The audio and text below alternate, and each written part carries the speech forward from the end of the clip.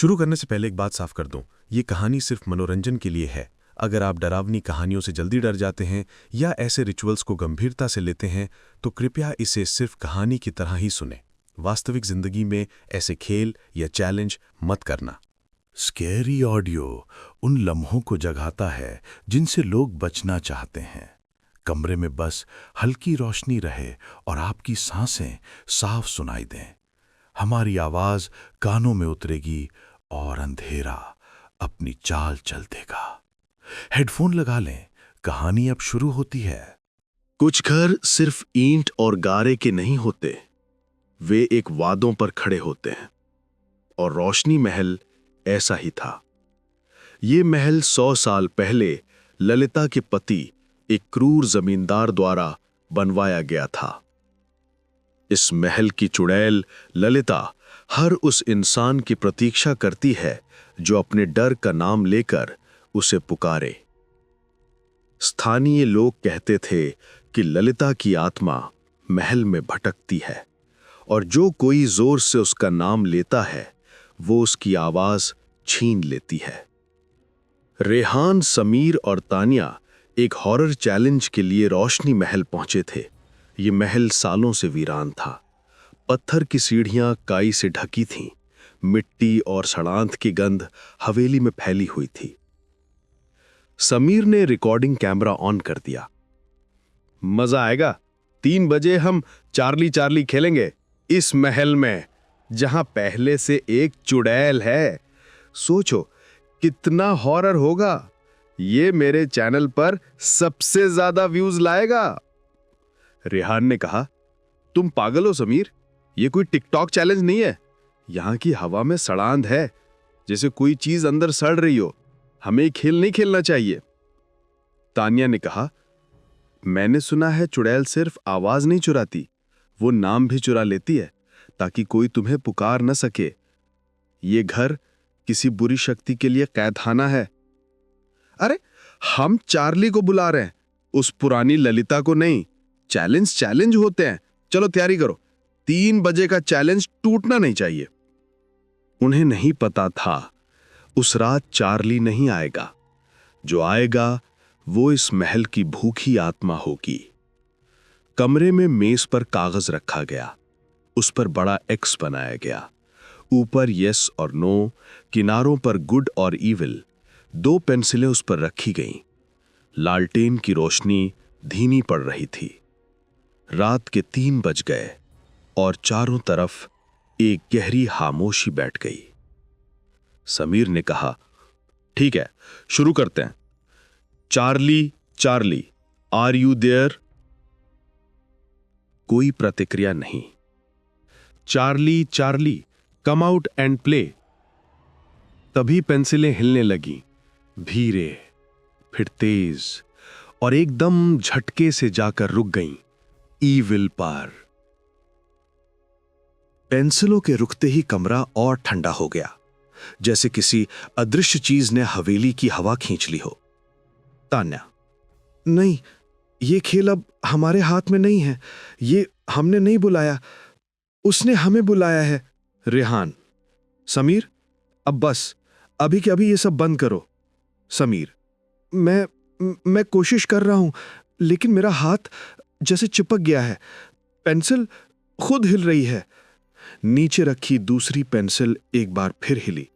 धीरे धीरे उसने अपना सिर उठाया, जैसे कोई सांप जमीन से उठ रहा हो। धीमे धीमे वो फर्श पर उतर गई और फिर रेत जैसी धूल में एक वाक्य लिखने लगी। शब्द धीरे धीरे उभर कर बन रहे थे। पेंसिल ने लिखा, तुम्हारे नाम क्या हैं? कमरा अचानक और ठंडा हो गया। किसी की सांसें अटक गईं। इस बार डर खामोशी नहीं था, हकीकत था।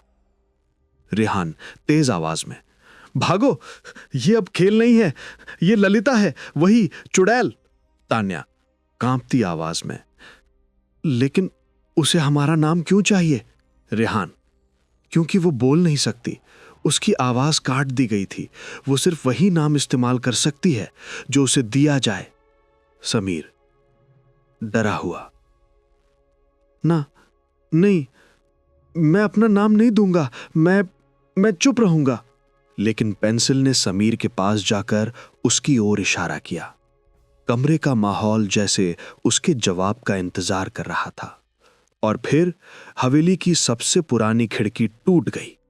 लेकिन अजीब बात यह थी कि आवाज नहीं हुई, जैसे वो चीख किसी के गले में फंस गई हो। एक बहुत ही धीमी फुसफुसाहट कमरे में भर गई। वो कानों से नहीं, दिमाग में सुनाई दे रही थी। फुसफुसाहट, मुझे नाम दो या तुम चुप हो जाओगे और तुम्हारा नाम मेरा होगा। तान्या, नहीं, मैं उसकी आवाज टूट रही थी। डर उसकी सांसों से भारी हो चुका था और अचानक उसने बोल दिया, मेरा नाम ललिता है। कमरे में जैसे समय ठहर गया। फिर तान्या के मुंह से एक छोटी सी हवा निकली। कोई आवाज नहीं, बस हवा। वो चिल्लाने की कोशिश कर रही थी, लेकिन उसकी चीख उसके अंदर ही मर गई। वो बोलने की कोशिश करती रही, पर अब उसके पास आवाज नहीं थी। उसके चेहरे पर डर नहीं, खालीपन था, जैसे उसकी भाषा और पहचान के बीच कोई खाई बन गई हो। और वो दौड़ पड़ी उस बंद कमरे की ओर जहां से पुरानी सड़ी हुई गंध आती थी। दरवाजा उसके पीछे अपने आप बंद हो गया। अब कमरे में सिर्फ दो लोग थे, रेहान और समीर। और मेज पर पड़ी दो पेंसिलें जो अब सिर्फ एक व्यक्ति की ओर इशारा कर रही थीं। समीर, हमें भागना होगा, अभी इसी वक्त हमें भागना होगा। रेहान, अब बहुत देर हो चुकी है। उसने तान्या की आवाज ले ली। अब वो एक और आवाज ढूंढ रही है जो उसे दुनिया तक पहुंचाए, और वो तुम हो। पेंसिल ने मेज पर समीर का नाम घेरा। अचानक समीर की आवाज बदल गई। अब वो उसकी नहीं थी, समीर, लेकिन आवाज बूढ़ी औरत की। मेरा नाम ललिता है। मैं अब बाहर हूं। उसकी आंखें काली हो चुकी थीं। उसका शरीर कांप रहा था, लेकिन उसकी आत्मा में कोई डर नहीं था, क्योंकि वो अब समीर नहीं था। रेहान ने लालटेन उठाई और कागज पर फेंक दी। कागज और पेंसिलें जल उठे। आग भड़क गई। चिल्लाहट, लेकिन बिना आवाज के। और रेहान भागा जंगल की ओर। पीछे मुड़कर नहीं देखा। सुबह महल में सिर्फ राख मिली, दो जली पेंसिलें। न समीर न तान्या। रेहान मिला, लेकिन चुप, हमेशा के लिए। रात में अस्पताल के कमरे में उसके कान के पास एक ठंडी सांस फुसफुसाती है। आवाज, अगली बार मुझे तुम्हारा नाम चाहिए।